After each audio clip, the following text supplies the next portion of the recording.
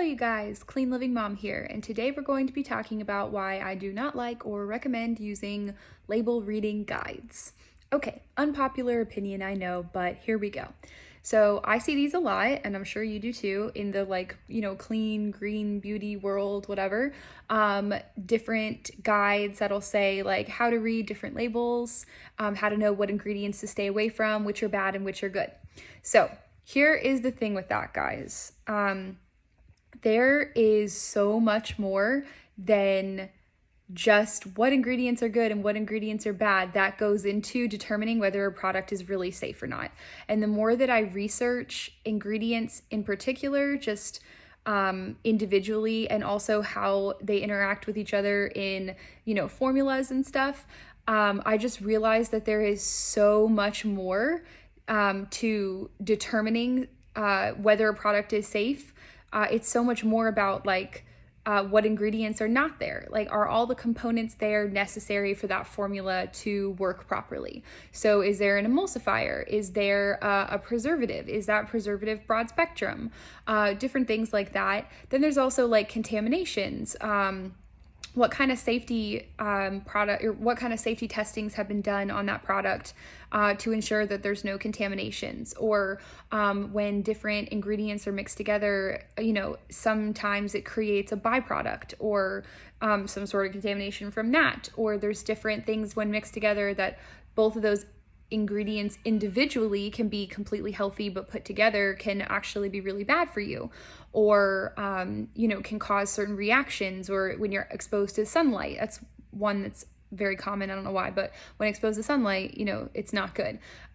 So ingredient label guides kind of force you to just look at each ingredient individually and just see, oh, is this good? Yes. Oh, is that ingredient fine? Good. But then it's not giving you the whole picture of, well, what happens when this and this ingredient are combined together, or, different things like that.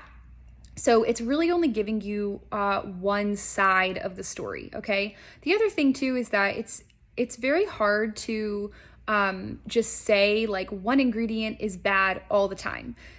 There's actually not a lot of ingredients, some, but not a lot, that actually show that it should be that it is bad all the time in every type of product used, no matter what dose. A lot of times it really depends on the concentration of that ingredient, what product it is in, and where you're going to be applying it on your body, how often you're going to be using it, if it sits on your skin like a lotion and soaks in, or if it's something that you're going to immediately wash off.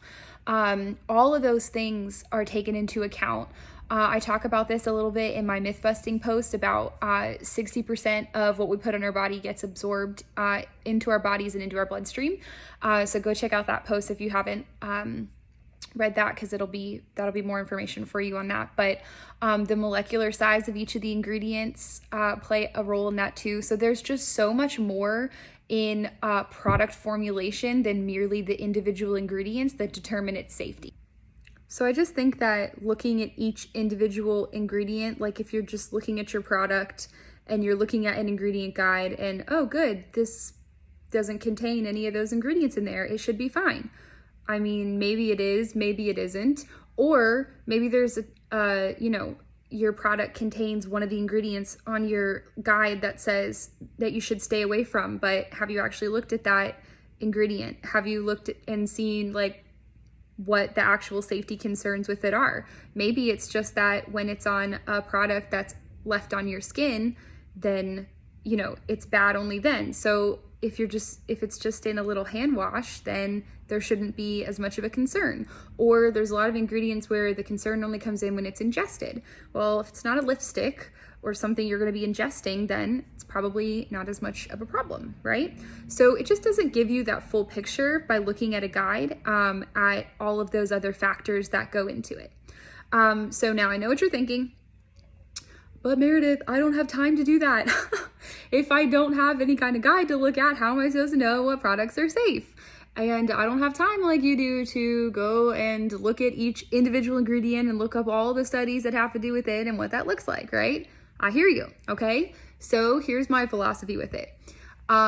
I would so much rather spend all the time researching a brand as a whole than I would the individual products. So worry more about the brand you're buying from and less about the individual ingredients in the product that you're using. So don't worry about the ingredients, but the theory here is that if you are doing more research and like just putting more time into looking at what the brand is as a whole, what their philosophy is, how they choose what ingredients to use and not to use, what kind of safety procedures that they use, and are they doing their due diligence and following all regulations and stuff like that. Because that's another thing with smaller brands where that happens a lot, where sometimes they don't have the money or the just ability to hire the correct formulation scientists to check the formulations that they're doing to make sure that some of the ingredients they're mixing doesn't cause something else, or whatever, or to get it like third-party tested. So different things like that happens more with smaller independent brands more commonly than it does bigger brands. They're normally going to have more money to kind of check those boxes and stuff. So more often than not, the bigger companies are going to be safer on that front, because they have the ability to hire those people, do those tests, whatever.